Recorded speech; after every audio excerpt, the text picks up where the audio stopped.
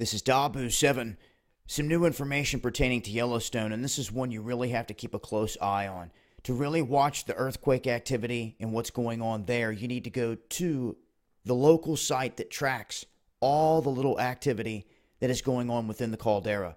Because some of the other sites, including USGS, they are just not showing what is going on.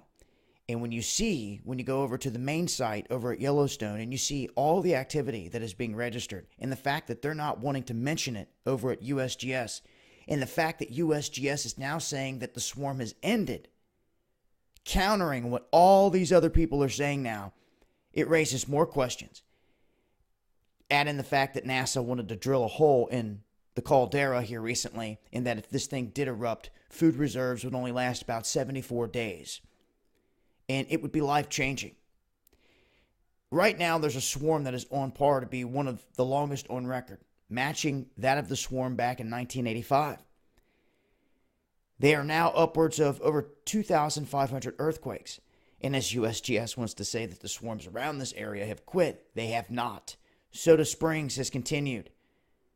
You can see right here, and one of the areas of concern here recently has been to the northwest that they talk about, the swarm there. Now, maybe that swarm has died down some, but the activity has not. You can see, hey, we have quake activity right there in the region. And then Soda Springs continues to swarm. Now, USGS wants to turn a cheek or just remain silent on some of the stuff, while other scientists are coming out right now and they're saying that, this is approaching record levels. The one in the swarm to the northwest, I think it had a 2.3 strike there, and then just hundreds of smaller quakes. Some of them being below a magnitude 1, but that should be no excuse for USGS.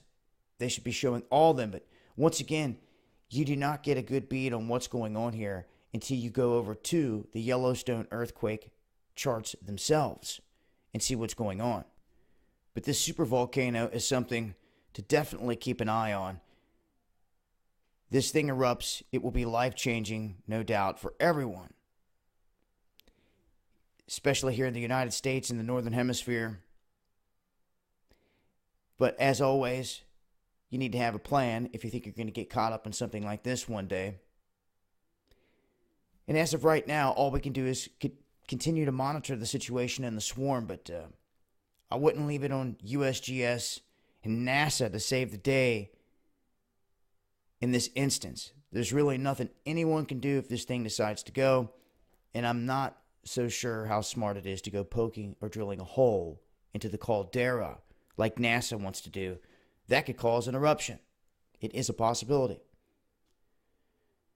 But I will leave a link, and I'll continue to update with more information if we see things change here in this instance. Make sure to tune in to Underground World News Live, Friday nights, Dabu77, 9 p.m. Eastern. Also, make sure to follow me on Twitter, and make sure you're subscribed to Dabu777. I'll be doing some live streams over there, some of them very important on key subjects, and you may only catch them live. It's been Dabu7.